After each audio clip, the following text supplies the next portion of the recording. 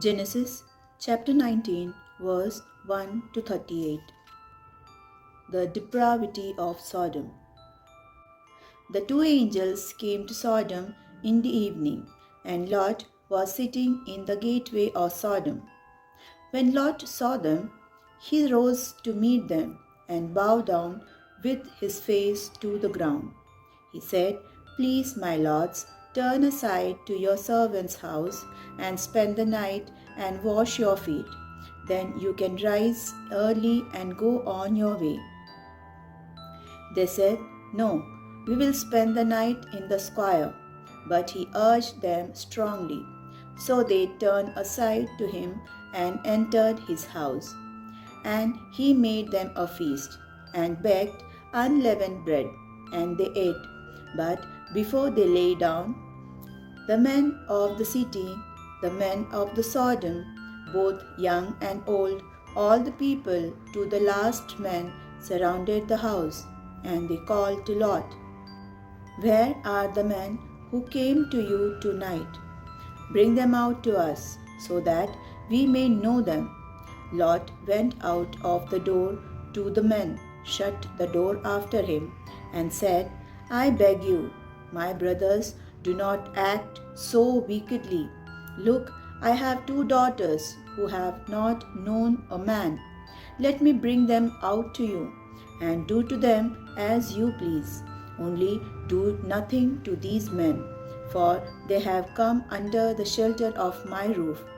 But they replied, "Stand back." And they said, "This fellow came here as an alien, and he would play the judge. Now we will deal worse with you than with them." Then they pressed hard against the man Lot and came near the door to break it down. But the men inside reached out their hands and brought Lot into the house with them and shut the door. And they struck with blindness the men who were at the door of the house, both small and great, so that they were unable to find the door. Sodom and Gomorrah destroyed. Then the man said to Lot, "Have you anyone else here, sons-in-law, sons, daughters, or anyone you have in the city? Bring them out of the place. For we are about to destroy this place, because the outcry against his people has become great before the Lord, and the Lord has sent us to destroy it." So Lot went out and said to his sons-in-law, who were to marry his daughters, "Up, get out of this place, for the Lord is about to destroy that city."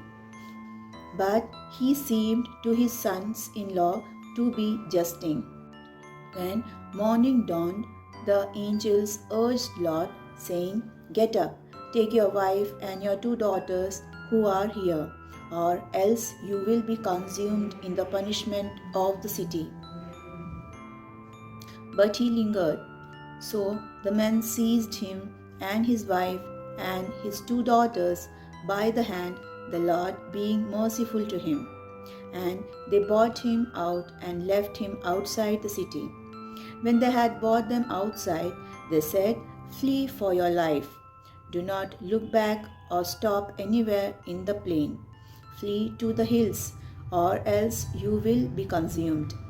And Lot said to them, "Oh no, my lords, your servant has found favor with you, and you have shown me great kindness in saving my life.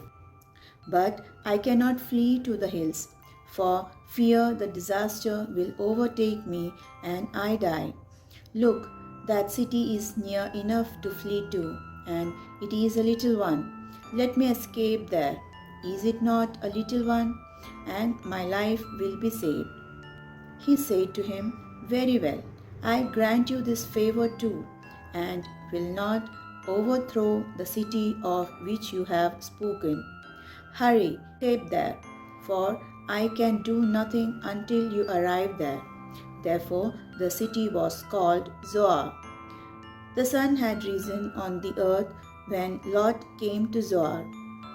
Then the Lord rained on Sodom and Gomorrah sulfur and fire from the Lord out of heaven, and he overthrew those cities, and all the plain, and all the inhabitants of the cities, and what grew on the ground. But Lot's wife behind him looked back, and she became a pillar of salt. Abraham went early in the morning to the place where he had stood before the Lord. And he looked down toward Sodom and Gomorrah, and toward all the land of the plain, and saw the smoke of the land going up like the smoke of a furnace. So it was that when God destroyed the city of the plain, God remembered Abraham and sent Lot out of the midst of the overthrow, when he overthrew the cities in which Lot had settled. The shameful origin of Moab and Ammon. Now Lot went up out of Zoar and settled in the hills with his 2 daughters, for he was afraid to stay in Zoar. So he lived in a cave with his 2 daughters.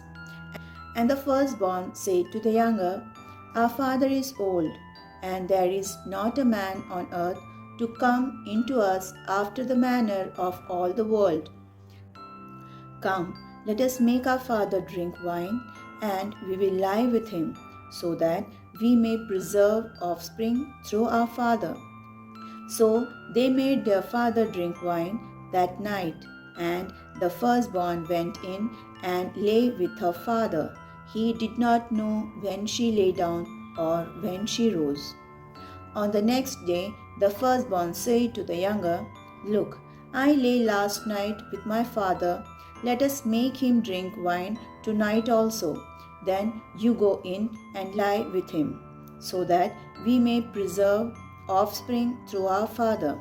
So they made their father drink wine that night also. And the younger rose and lay with him, and he did not know when she lay down or when she rose. Thus both daughters of Lot became pregnant by their father. The firstborn bore a son, and named him Moab. He is the ancestor of the Moabites to this day. The younger also bore a son, and named him Ben-Ammi. He is the ancestor of the Ammonites to this day.